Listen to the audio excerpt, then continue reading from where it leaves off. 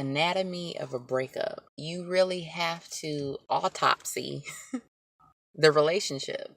Because if you don't, you will keep making the same mistakes over and over again. I know what I did wrong. I know, I see it. I was like, yep, if I had done this, this, and this, I wouldn't be in this situation. But of course, hindsight's 2020. And God knows I did not see this coming at all. I fight depression every day because I thought that I would feel better not having to see his face, not having to be around him, not having to hear his voice, not having to every day resist the urge to curse him out. I'm just being honest. I cursed him out one time. That was right after we got divorced. And I apologized while I was fussing. But I had to fight that urge every day because every day there was something going on that just was like, and I was thinking, okay, when I get out of here, things are going to be better and I'm going to feel better. I felt better in the sense that I was finally beginning the new chapter of my life, but it's going to be a minute. And I'm going to have to be patient. And I'm going to have to realize, understand, and believe that I will come out on the other side. Every day, it's something that goes on that I'm like, And I know at some point he's going to see this video, waiting for me to say something disparaging so he can say that I'm trying to disparage his character. This is not what this is about. First of all, I'm telling the truth about myself more than anybody. If anybody's character is going to be messed up, it's going to be mine. It's like, you're the one that got into this situation with this person. One day at a time. One day at a time. You cannot rush this. I'm telling you. You can't. My finger is going numb. Hold on. I'm holding this thing. Ouch.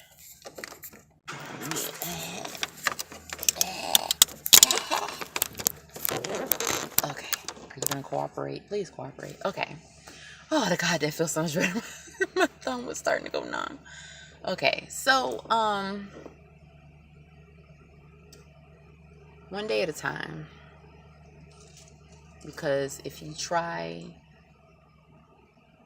to rush it, you're gonna feel like you've healed. It's like I felt like, oh, I'm okay.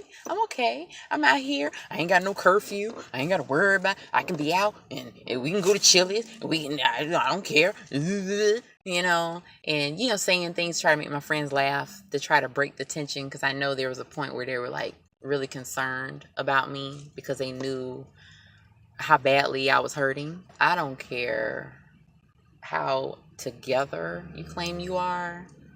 Going through something like this will affect you. It doesn't have to change you, but it will affect you. There's a difference. It will affect you temporarily. It will affect your emotions, your stress levels, and different things like that, especially depending on the circumstances of the situation that you're in. But it doesn't have to change you. I'm still an optimistic person. A lot of times people go through stuff like this and they lose all optimism. All optimism just flies out the window. They become suspicious. They become paranoid. They become bitter. They become hard. And I don't want to be like that.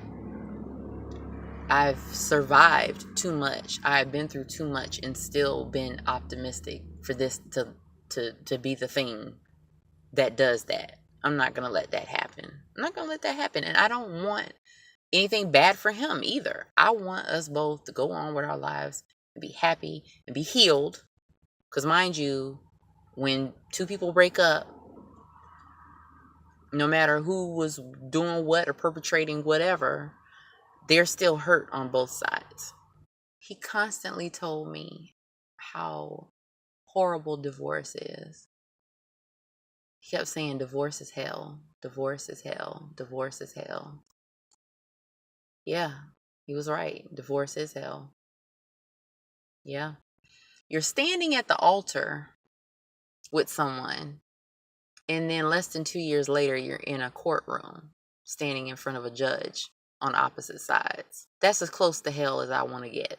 But I was looking cute that day, though. I had on my blazer. I was looking all boardroom fresh. I went in there like, yeah, let's do this. Let's get the paperwork. Let's do it. Who wants to go through that? Like, it's just, it freaking sucks. And we didn't have property to fight over. We didn't have children to fight over. He agreed to pay some of my personal bills, but he's not. So that's the only thing that really hasn't curled all the way over. It's like he did it for a while and then stopped. It's like, who does? Well, he does that. But it's like we had a very quick divorce. Everything happened within a month. And it still sucked. How long was I in the apartment still? I think it was like from December 15th to January 23rd. Because I was trying to get out of there the 15th. I had went and got a storage unit, and I was trying to go to a shelter. I was trying to get the hell out of there because I didn't want to experience any more hell. That's what I was trying to do. And it didn't work. Because if I had left that day, I would have had to come back to get the rest of my things. And being that he's gone back on his word on some other stuff, because he kept saying, oh, you can leave your stuff here. Don't worry about it. No. I'm glad that I didn't leave until I could leave, for real leave. But it just still was, it sucked. Yeah, that was one thing he told the truth about. Divorce is hell. I have made peace with the fact that this was going to happen. The divorce was going to happen. It was going to happen because I'm me and he's him. It had to happen for a reason. Still trying to figure out the entirety of that reason. I'm like most Christians. I want the finalized testimony where it's like, okay, yeah, I went through a bunch of mess, but things are better now. Everything's great now, and that's it. And you're just serving the Lord, and you just, yeah. No. I don't know anybody whose testimony is a finalized testimony. Not if they're still living. Now, if they say everything's fine and they go on to be with the Lord, that's one thing. But if you go through stuff and the Lord brings you out and you are still living, you may find yourself in some more difficult situations. It's almost a guarantee that you're going to find yourself in some sort of pain. Everybody wants the clean, pristine testimony.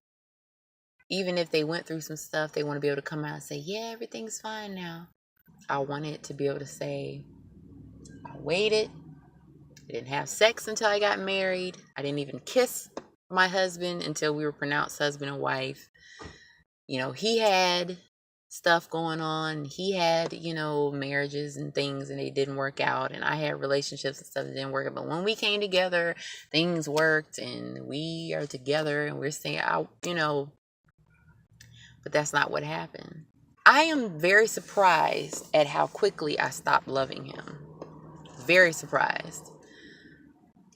The day that I realized that he did not love me, it was almost instantaneous. It was just like I did not expect that at all. And that helped. The not loving him anymore part helped because it helped me stay focused on what I needed to do as far as getting out. And I wish I had more resources to be able to leave when I wanted to, because if I had it my way, I would have left October 17th, even way before the divorce hearing. I was in a situation where I didn't have much of an income.